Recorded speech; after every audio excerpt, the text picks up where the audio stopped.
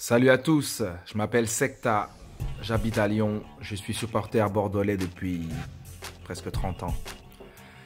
Et ce soir, suite à ce match face à Paris, le sentiment premier, c'est quand même un petit peu de frustration.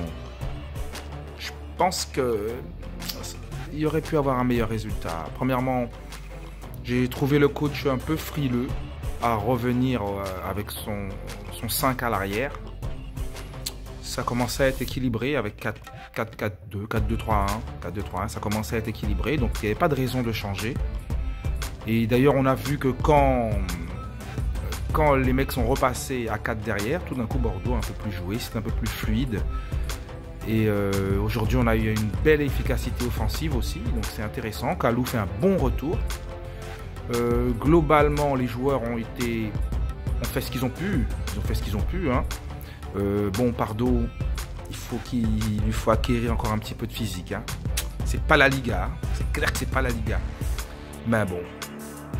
Et du coup, ça laisse un sentiment bizarre. Le sentiment du on aurait pu. Mais si on avait, c'est comme ça. Bon, ma foi, si on avait fait ci ou si on avait fait ça. Bon, mitigé, mais il semblerait qu'on soit sur la bonne voie. Ciao.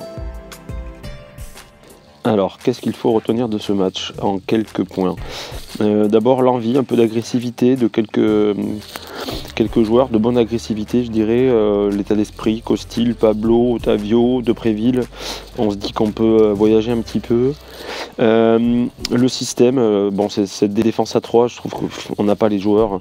Il y a un truc un peu curieux. Enfin, pour moi, Benito, ça devrait être le joueur le plus mobile de cette équipe, de par ses caractéristiques. Je parle des 3 de derrière. Et on voit que c'est Pablo et Koscielny qui vont faire des pressings à 60 mètres de nos cages, alors que lui il reste planté là devant sa défense. Je trouve ça assez illogique. Après, je voudrais parler un peu du match dans l'ensemble. C'est pas tout à fait nos joueurs, mais alors, il y a 2 choses qui m'ont frappé. Le niveau d'arbitrage qui est affligeant, quoi. Tu regardes le match sur Canal, au bout de 20 secondes, les types te disent il y a hors-jeu et il leur faut 4 minutes dans le bus. Cet arbitre, il a mis un moment à s'y mettre quand même. La première minute, c'est symptomatique. La dernière minute, elle est aussi symptomatique. Depréville qui se fait à moitié attraper par 2 mecs. Devant l'arbitre, il voit rien. Même chose au centre du terrain, alors que sur l'affaire entre Koscielny et Cavani. Et puis, si j'ai pas rêvé, à un moment donné, il se fait à moitié bousculer par Neymar qui le pousse. Moi, je sais pas, mais ça fait peur ce niveau d'arbitrage. Et alors justement, j'y reviens à l'attitude de ces Parisiens. Il y a vraiment deux classes d'écart entre un Di Maria qui a pas l'air d'être dans le chambrage. Et alors, moi je suis supporter de l'équipe de France, Mbappé, là, je commence à plus en pouvoir. Il y a vraiment un vrai problème.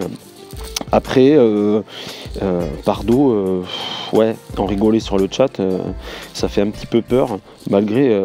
alors ils sont bons à Canal, Paganelli nous a gratifié quand même de 2 moments de grâce, c'est Wang Guijo et Depréville, ça combine très bien, ça se comprend. Et Pardo, quand il a le ballon, il n'est pas embêté. Pour ça, il faudrait qu'il ait le ballon. Et puis, pour terminer, Josh Maja, tout le monde le réclame. Bon, il a eu un quart d'heure, c'est pas facile de rentrer, mais il touche pas un ballon parce que c'est dur de le trouver aussi, et je pense, et voilà, ça peut expliquer quelques choix. C'était tout ce que j'avais à dire.